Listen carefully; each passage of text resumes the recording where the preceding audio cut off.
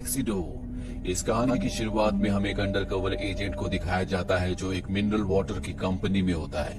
वो वहां पर पानी में पैथोजन मिलाकर उसकी टेस्टिंग करता है, जिसके बाद वो अपनी साथी को कॉल करता और बताता है कि हमारा ऑपरेशन पहले से भी ज्यादा क्रिटिकल हो चुका है। और तभी पीछे से एक आदमी आकर इस अंडरकवर एजेंट को दूसरी तरफ हमें शहर में एक टैक्सी ड्राइवर को दिखाया जाता है जिसका नाम जिमी है। जिमी अपनी स्पीड के लिए पूरे शहर में फेमस होता है। उसके बारे में कहा जाता है कि जिमी एक ऐसा ड्राइवर है जो कम से कम समय में किसी को भी कहीं तक भी पहुंचा सकता है। अब जिमी की टैक्सी की ड्राइव के बारे में पहले से पता होता है। वो जिमी को कहती है कि मैं तुम्हें एक चैलेंज देती हूँ। मैं मेकअप कर रही हूँ और मेरा मेकअप पूरा होने से पहले अगर तुमने मुझे मेरे घर तक पहुँचा दिया तो मैं तुम्हें डबल पैसे दूंगी। जिमी सुनकर खुश हो जाता है। हालांकि सड़कों में बहुत ज्यादा ट्रैफिक होता है, लेकिन जिमी ड्राइविंग में एक्सपर्ट है। वो गाड़ी के मेकअप को पूरा होने से पहले उसे उसके घर तक पहुंचा देता है। वो लेडी जिमी से खुश होती है और वो उसे एक क्लार्क नाम के आदमी का कार्ड देती है और कहती है कि तुम्हें इनका पर्सनल ड्राइवर बनना होगा। तुम्हें हर हफ्ते $2000 दिए जाएंगे। जिमी सुनकर खुश हो जाता है और अगले दिन वो मिस्टर क्लार्क के पास पहुंच जाता है। मिस्टर क्लार्क बहुत ही इंटेलिजेंट और बहुत ही शांत होते हैं। जिमी उनकी पर्सनैलिटी होता है। वहीं दूसरी तरफ हमें उस एजेंट की डेड बॉडी को दिखाया जाता है जिसे इस कहानी की शुरुआत में मार दिया गया था। दरअसल उसे इस तरह ये लग रहा होता है कि उसका पैर स्लिप हुआ और वो बाथटब में गिर गया, जिस वजह से उसकी मौत हो गई।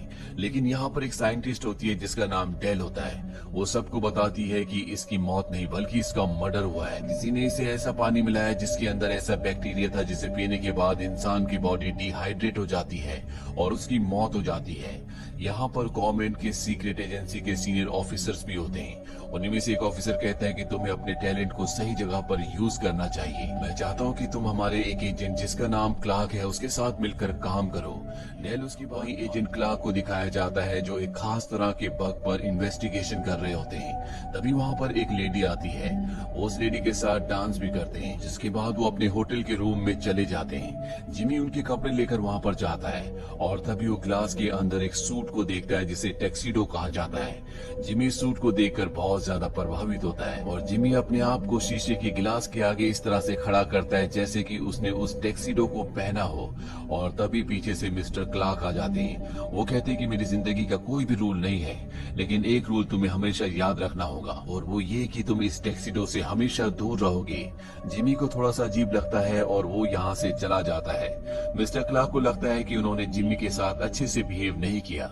दरअसल अब तक ये दोनों दोस्त बन चुके होते हैं, इसलिए वो जिमी से कहते हैं कि रात को हम डिनर करने के लिए जाएंगे और अब ये दोनों के दोनों डिनर करने के लिए निकल पड़ते हैं। मिस्टर क्लार्क टैक्सी के पीछे बैठकर उसी बग का चित्र बना रहे होते हैं जो कुछ देर पहले उन्होंने देखा था, जिसकी वो इन्वेस्टिगेशन कर रहे होते हैं। वो जिमी को टैक्सी एक जगह रोकने के लिए ऑर्डर करते हैं। जिमी कहता है कि यहाँ पर पिज्जा नहीं मिलता, पर तभी एक लड़की पिज्जा का बॉक्स ले आती है, लेकिन उस बॉक्स के अंदर पिज्जा नहीं बल्कि एक लेटर होता है। अब जैसे ही यहाँ से निकल रहे होते हैं तभी एक लड़का जो कि स्केट बोर्ड पर होता है इनकी गाड़ी से टकरा जाता है।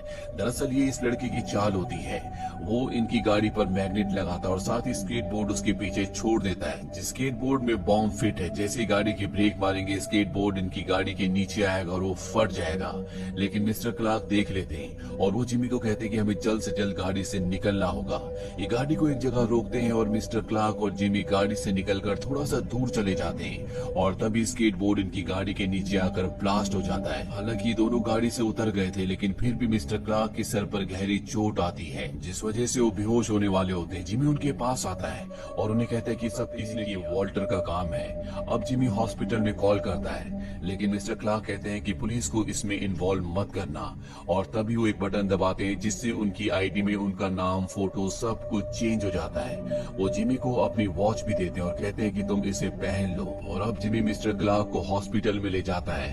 हॉस्पिटल में उन्हें एडमिट करने के बाद वो उस लेटर को खोलता है जो उस लड़की ने पिज्जा बॉक्स के अंदर उन्हें दिया था। लेकिन जैसे जिमी उस लेटर को खोलता है उसमें अपने आप ही आग लग जाती है। तभी यहाँ पर नर्स आती है और वो जिमी को एक कागज का टुकड़ा देती है जो मिस्टर क्लार्क के पास उसे मिला था। और जब जिमी उस कागज के टुकड़े को देखता है तो उसमें उसी इंसेक्ट का चित्र होता है जो मिस्टर क्लार्क ने गाड़ी के पीछे बैठकर बनाया था। जिमी को यहाँ पर कुछ भी समझ नहीं आता कि ये क्या है। इसके बाद जिमी होटल के कमरे में वापस आ जाता है जहाँ पर ग्लास के अंदर टैक्सीडो सूट होता है और जब वो उस वॉच को लेकर जो मिस्टर क्लार्क ने उसे दी थी उस ग्लास के सामने जाता है तो ग्लास अपने आप ही खुल जाता है और अब वो उस टैक्सीडो को पहन लेता है जिसके अंदर बहुत सारे माइक्रो स्कैनर्स होते हैं। वो जिमी की पूरी बॉडी को स्कैन करते हैं। दरअसल ये हाईली एडवांस सूट है जिससे जिमी के अंदर कई सारी एबिलिटीज भी आ जाती है। उसने कभी भी अपनी बो नहीं बांधी थी, उसे बो बांधनी नहीं आती और आराम से बो बांध लेता है। और अब उसे पता चलता है कि ये सूट एक यूनिफॉर्म है। उसके पास जो वॉच होती है उसमें अलग अलग मोड्स होते हैं और वो एक मोड को ऑन कर देता है जिसमें डिमोलिशन लिखा होता है, जिसके बाद वो अपने आप इस पूरे कमरे में तोड़ फोड़ करना शुरू कर देता है। उसके अंदर फाइट्स की अजीब अजीब सी एबिलिटीज आती हैं जो फाइट्स उसने कभी भी नहीं सीखी थी। अब वो यहाँ पर सब कुछ ठीक करने के लिए एक दूसरे मोड को ऑन कर देता है जो कि एंटी ग्रेविटी होता है और जैसे ही वो उस मोड को करता है वो जमीन से ऊपर उड़ जाता है, यानी कि अब वो हवा में भी उड़ सकता है। पर जल्दी वो उस मोड को ऑफ कर देता है और नीचे जमीन पर गिर जाता है। अब उसे उसी साइंटिस्ट का कॉल आता है जिसका नाम डेल है, जिसे सीनियर एजेंट ने मिस्टर क्लार्क के साथ काम करने का ऑफर दिया था और उसने एक्सेप्ट कर लिया था। हालांकि वो क्लार्क को कॉल करती है लेकिन यहाँ पर क्लार्क की सभी चीजें अब जिमी के पास है, इसीलिए कॉल जिमी को आता है। वो जिमी से कहती है कि हमें मिनरल वाटर कंपनी के ओनर जिसका नाम बेनिंग है उस बहुत बड़ी मीटिंग होने वाली है और हमें पता लगाना है कि उस मीटिंग में वो क्या फैसला करने वाले हैं। इसके बाद जिमी डेल से मिलने के लिए जाता है। डेल उसे अब भी क्लार्क समझ रही होती है क्योंकि उसने क्लार्क को कभी नहीं देखा। डेल जिमी को अपने साथ एक खास लोकेशन पर ले जाती है। उसके पास एक बैग भी होता है जिसके अंदर एक खास तरह की गन होती है। वो जिमी से कहती है कि तुम्हें इस गन को असेंबल करना होगा। जिमी अपनी वॉच में हथियारों को असेंबल करने वाले मोड को ऑन करने के बाद इस गन को बहुत जल्दी असेंबल कर देता है। वहीं सामने एक शिप होता है जहाँ पर बेनिंग की, जो कि वाटर कंपनी का ओनर है, उसकी मीटिंग होने वाली है और वो इस गन की बुलेट को उस तरफ चलाते हैं। दरअसल इसमें एक लिसनिंग डिवाइस होता है जो अब उस शिप में जाकर चिपक जाता है जिससे बेनिंग की सारी बातें सुन सकते हैं। बेनिंग अपनी मीटिंग में सबको बताता है कि जल्दी स्ट्राइडर यानी कि बैक्टीरिया पूरी तरह से तैयार हो जाएगा जिसे छोड़ देंगे और ये एक ऐसा बैक्टीरिया है जो जिसके अंदर भी जाता है उसकी बॉडी डिहाइड्रेट होना शुरू हो जाती है, पानी की कमी से उसकी मौत हो जाती है और इस तरह से पूरी दुनिया का पानी इन्फेक्टेड हो जाएगा और जितना भी सही पानी होगा वो हमारे कब्जे में होगा, जिसका मतलब ये होगा कि पूरी दुनिया को हमारी बात माननी होगी, पूरी दुनिया पर हमारा कब्जा होगा। दरअसल बेनिंग कोई बिजनेसमैन नहीं है बल्कि वो एक टेररिस्ट है जो पूरी दुनिया पर अपना कब्जा चाहता है और अब डेल को पूरी की पूरी बात पता चल चुकी है। और जब डेल अपनी दूरबीन से सब कुछ देख रही होती है तभी जिमी के गले में कोई रस्सी डालकर उसे खींच लेता है। दरअसल बेनिंग के लोगों को पता चल चुका होता है कि जिमी और डेल यहाँ पर उनकी इन्वेस्टिगेशन करने के लिए आए हैं। वो लोग जिमी को मार रहे होते हैं। तभी जिमी अपनी वॉच में ऑटो रिस्पॉन्ड का मोड ऑन कर देता है जिसके बाद वो भी उनसे फाइट करता है। यहाँ पर उसकी मदद के लिए डेल भी आ जाती है और जिमी जब उन लोगों से फाइट कर रहा होता है तभी इस फाइट के दौरान वो ऊपर से नीचे गिर जाता है। डेल उसके गिरने से बहुत ज्यादा दुखी हो जाती है। उसे लगता है कि उसने जिमी को यानी कि क्लार्क को खो दिया, लेकिन जिमी एक बार फिर से अपनी वॉच में एक मोड को ऑन करता है जिससे वो दीवार से चिपक जाता है और एक मकड़ी की तरह वापस ऊपर आ जाता है। और अब डेल वहाँ से निकल चुकी होती है और तभी ऊपर से कुछ पाइप गिरते हैं। एक पाइप जिमी के सिर पर लगता है और वो नीचे सीमेंट पर जाकर गिरता है। अब डेल यहाँ से जिमी की गाड़ी लेकर निकल गई होती है। जिमी भी उसका पीछा करता है और अब वो गाड़ी की स्पीड से भाग रहा होता है और जल्दी वो गाड़ी में आकर बैठ जाता है। लेकिन डेल उसकी परफॉर्मेंस से बिल्कुल भी खुश नहीं होती क्योंकि उसे पता था कि क्लार्क एक सुपर एजेंट है, उससे बहुत सारी फाइटिंग की आर्ट्स आती है, लेकिन जिस तरह से जिमी ने, जिसे वो क्लार्क समझ रही होती है, परफॉर्म किया होता है इससे वो बिल्कुल नाखुश होती है। इसीलिए वो उसे उल्टा सीधा कहना शुरू कर देती है और अब जिमी यहाँ से जाने लगता है। क्लार्क को लगता है कि उसने ऐसा कहकर उसे गलत किया। वो उसके कंधे पर हाथ रखती है लेकिन जिमी की वॉच में ऑटो रिस्पॉन्ड का मोड ऑन होता है। उसका हाथ पकड़कर उसे पलटी मारकर नीचे जमीन पर गिरा देता है। डेल को कुछ भी समझ नहीं आता कि उसने उस पर हमला क्यों किया और अब जिमी यहाँ से सीधा हॉस्पिटल जाता है जहाँ पर मिस्टर क्लार्क एडमिट होते हैं। उनके पूरे चेहरे पर पट्टी होती है और जब वो जिमी को देखते हैं तो वहाँ पर वो पानी के गिलास को गिराकर सारा पानी नीचे गिरा देते हैं। समझ पाता उसे डेल का कॉल आता और कहती है कि हमें बेनिंग के घर पार्टी में जाना होगा। ये दोनों के दोनों बेनिंग की पार्टी में पहुंच जाते हैं लेकिन इनके पास इनविटेशन कार्ड नहीं होता।